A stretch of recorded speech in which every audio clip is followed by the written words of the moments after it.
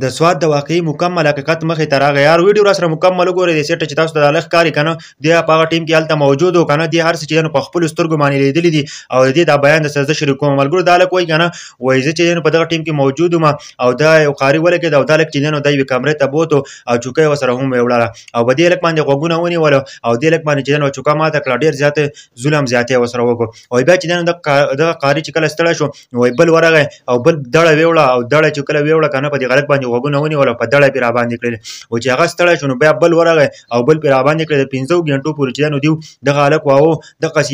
یو قاري به چې کله ستړی کېدو نو بل به ورته چې بل به ستړی کېدو نو بل به ورته وایي 3 قاریان چې دي نو په نمبر باندې به ورتلو او په دغه هلک باندې به تشدد کاوه. دغه هلک به یې واهه او د هغه نه پس چې دی نو وایي دا هلک دومره چې واهه چې دا هلک راولوېده او دې د لاس او خپې چې دی نو مړې شولې. دا هلک وایي که نه وایي دغه هلک چې دی نو موږ هلک کېناوه او قاریانو چې دی نو بیا پې غوږونه ونیول او بیا پې راباندې کړلې او دغه هلک چې دی نو آخر کار بېهوشه شو. وایي ما چې دی نو ما ولې اوبه راوړلې او اوبه مې ورله ورکولې چې کله مې ورله اوبه ورکولې او دا سر چې دی نو ما ولې په خپل څنګل باندې کېښودو او ما ولې اوبه ورکولې چې دغه هلک 3 اټکې وواله او د دنیا نه رخصت شو. وایي دا یې صرف په دې وجه باندې واله که نه چې دې چوټي کړې وه او بیا چې دی نو مدرسې ته نه راتلو د کور خلکو په زور باندې رالېږلی وو نو د دې قاریان لګېدل که نه یو قاري به چې ستړی کېدو نو بل به ورته چې بل به ستړی کېدو نو بل به ورته 15 ګنټې چې دی نو دې هلک له وهل ورکړي دي، ډېر زیات یې والی دی او د هغه نه پس هغه د دنیا نه رخصت شوی دی. ملګرو د دې قاریانو په باره کې تاسو څه وایي چې دا په چا وکړي دقسې زړونه کړي که نه او داسې وهل وله ورکړي لکه څنګه چې دي دې هلک له څنګه وهل ورکړي دي که نه دقسې سا د دیو نه هم وباسي نو دا خلک به بیا ټیک شي، دا به بیا برابر شي. دقسې سا د دیو نه هم پکار دی چې ته یو ماشوم راخلې که نه په یوې چوټۍ په وجه باندې چې دی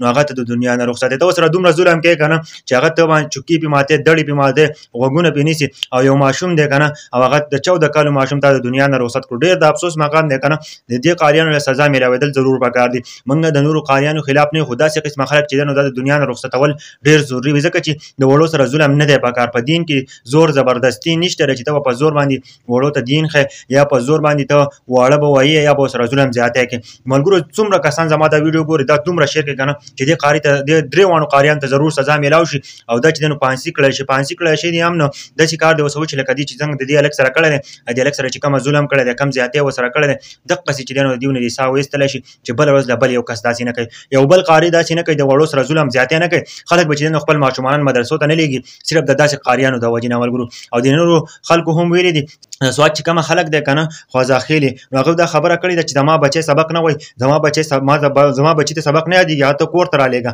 هغه ستا د والي ورسره څه کار نشته چې ته راځې دې دومره وایي چې هغه د دنیا نه پکې هم رخصت کېږي. ملګرو په سواد کې چې کومه واقع راغلې ده پکار چې ټول زما دا ویډیو شیر کړئ که نه چې دې قاریانو ته ضرور سزا میلاو شي ځکه چې ډېر زیات یې کړی دی که نه. دا واقع مې چې واورېده نو نور هم سړي دماغ اوټ شي، نور هم سړي له غوسه ورشي چې یو قاري ولې داسې کوي چې یو قاري ستړی کېږي بل ورځي بل ستړی کېږي بل ورځي آخر کار د هلک نه ساه وځي.